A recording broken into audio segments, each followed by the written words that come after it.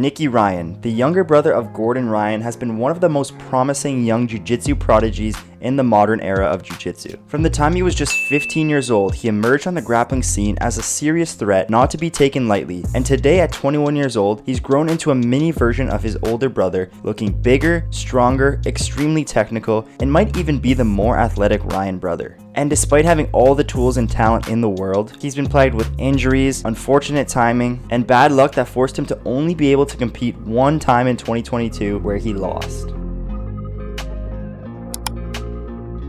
Nicky Ryan was born June 27, 2001 in the suburbs of Monroe Township, New Jersey. A chubby, lazy 13-year-old, he started grappling following in the footsteps of his older brother Gordon, who had already found success in the sport. Both Ryans became obsessed with jiu-jitsu and spent hours on the mats at Brunswick BJJ, building their foundations under professors Gary Tonin and Tom DeBlas, before making the full-time move to Renzo Gracie Jiu-Jitsu, joining the early Danaher Death Squad in New York City. By the time he had turned just 15 years old, Nicky was already an established no-gi competitor, giving even veteran black belts nightmares, with his expertise in the groundbreaking leg lock system that the Danaher Death Squad had pioneered. And it was his spectacular 2017 ADCC trials performance, with 4 wins and only 1 loss, that put him on the map of the whole grappling world. And this ended up being just enough to get him called up to the big ADCC championship show later that year as a last-minute replacement with only 24 hours notice. But Nicky showed up and made weight at under 66 kilograms or 145 pounds and made history, becoming the youngest competitor of all time at the event. And although he would lose his match to AJ Agazarm at ADCC Worlds in 2017, clearly the notoriety that came with the opportunity slingshotted his career into the stratosphere as he became a hot prospect for the top no-gi events in the world and went on to beat names like Gio Martinez, Cade Ruotolo, Keith Krikorian, and Uriah Faber over the next 2 years, while returning and this time winning at ADCC trials and making it back to the 2019 ADCC World Championship. And this time Nicky was way more experienced, riding an 11-fight win streak with 7 submissions. His body was also looking a lot more mature in 2019, going into the 145-pound division that he had lost his first match in the previous year. With slightly better results, Nicky was able to beat black belt world champion Shane Jamil Hill Taylor in a close battle for his first match. But in the second round, he pulled streaking Paulo Miao, who beat him by just 1 point in another close battle. And with this loss, the air of invincibility surrounding Nicky Ryan up to this point was starting to fade. In 2019, it seemed that the Ryan brothers could be the chosen ones, so to speak, to lead jiu-jitsu to new heights with their systematic approach to all positions. Not to mention the aura of the dominating Danaher Death Squad that was growing with each competition that passed. But with a second disappointing ADCC performance for Nicky, it seemed that maybe he was too young or inexperienced to match the success that his brother Gordon was having. But then everything changed. In 2020, when Nicky Ryan came back in the public eye, he had finished his first match of the year against a much bigger, more experienced Jay-Z Cavalcante, putting him in a world of trouble over and over with his high-level leg locks, eventually finishing him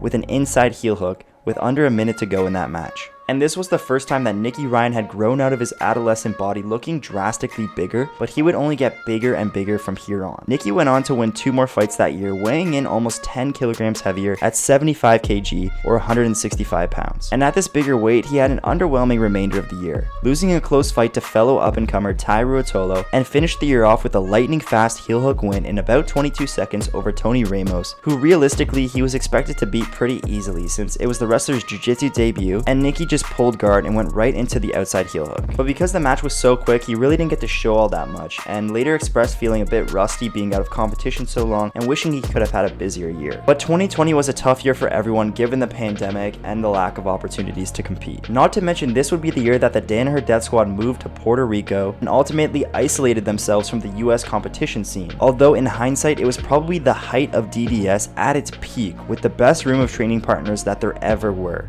And 2021 saw another evolution of Nicky Ryan coming in hot, and this time he was even bigger at 83 kilograms, or 182 pounds. The Danaher Death Squad was still in Puerto Rico, and Nicky was benefiting from the elite level training going on. Getting back on track, Nicky hopped back into regular competition, getting 3 quick wins over some of the biggest names he had ever faced in the first half of the year. He beat PJ Barch in a close back and forth where Nicky Ryan started from bottom and introduced the world to his wrestle-up game for the first time ever, getting a decision win. Next was his match with Gabriel Almeida, where Nicky didn't pull guard for the first time ever in his career. He out-wrestled Almeida for 15 minutes and actually showed off the top game that he'd been talking about so much, using some passes and back takes en route to a decision win. And next he would face off against Dante Leon. And this would be one of the most important matches of Nicky's entire career, because it was clear that Nicky was now a much bigger athlete and would be moving up to the next weight class at ADCC. And this was the under 77 kilogram division that Dante Leon was a staple in. Leon was one of the most technical attackers, best wrestlers, and by far one of the most powerful athletes in the division, and was riding high off a black belt no-gi world championship. So for Nicky to show that he would have any chance at this weight class, Dante would be a huge test. All he would have to do is look somewhat competitive and it would mean a lot. But Nicky shocked the jiu-jitsu world, putting on a furious pace against Dante, out-wrestling him, taking him down cleanly multiple times, and passing his guard in the best performance of his entire career, and eventually getting the win in a pretty clear decision. But near the end of that match, Nicky started to slow down considerably, and his brother Gordon, who had been commentating on that match, actually noticed that something had happened. Back up to their feet now, a 5-point deficit. Dante Leon needs to get busy. Nicky's limping, he's hurt. And he had to pull guard. Oh, he accepted the penalty. Interesting. Nicky's hurt. My heel into my butt,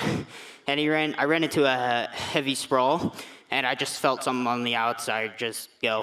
You're saying it's something in the ankle that's bothering you? Or? No, my right knee. And this was not just a minor injury. Nicky had torn his meniscus and would need surgery, killing all of the momentum that he had just built up at the start of the 2021 year. But this injury spiraled into so much more for the 20-year-old, where he would be out for the next 14 months. And that time got really dark. The Danaher Death Squad is no more. Danaher Death Squad has broken up. The most recent and most exciting news for most people in the community is the Danaher breakup. People cannot stop talking about that group of people in the first place.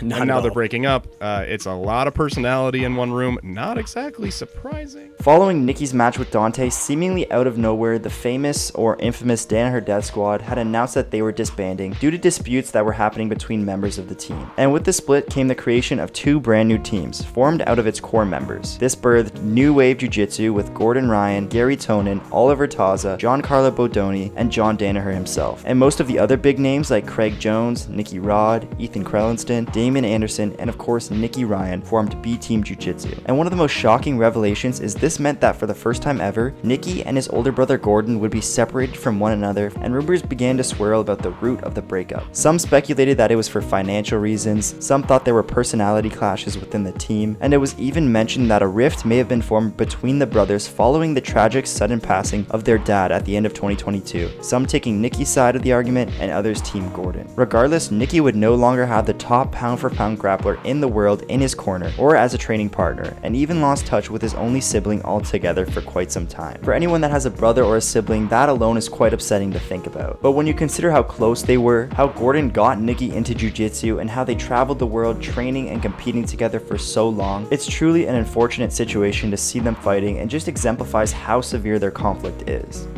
And that brings us to 2022, another ADCC year, and Nicky Ryan finds himself on the brand new B-Team Jiu-Jitsu, which may just be the most public-facing jiu-jitsu gym of all time. At its inception, Nicky was still dealing with his knee injury and didn't show up much in the gym's social media content, partly because he wasn't really rolling, more so just teaching. And still to this day, he's one of the least active of the team's main members on any social media platforms. He doesn't have a podcast, doesn't really do too many Instagram posts, and only appeared occasionally on the team's main YouTube channel while making his recovery behind the scenes. But he would certainly be motivated to heal up and get back out there given his success in early 2021 and the fact that 2022 was another ADCC year. Finally getting a stroke of good luck, Nicky got an invite to that year's ADCC and did not have to compete at trials again, which he may not have even been healthy in time for. A few months before the championship, it was clear by the videos B-Team was posting that Nicky was back in good form and once again looked huge. No one could make any excuses that the now 21-year-old hadn't grown into his adult body. He was truly looking like a mini version of Gordon the way his musculature had improved, and Nicky hadn't lost his edge. He was beating up guys like never before, looking sharper than ever in the training room. Even when rolling with guys like J-Rod and Isaac Michelle, who were both ADCC trials winners but at a weight class heavier than Nicky, he looked like he was going to shred through the under 77 kilogram division that year. But the big day finally came. Nicky had drawn the fiery, speedy Brazilian Renato Canuto, who he looked way bigger than once they actually stood in front of one another. Nicky's technical wrestling versus Renato's flash scrambling was sure to be a highlight class clash, and most people probably thought Nicky would get the edge purely on his ability to take Hanato down. And he did take him down, passing his guard and almost securing a back take.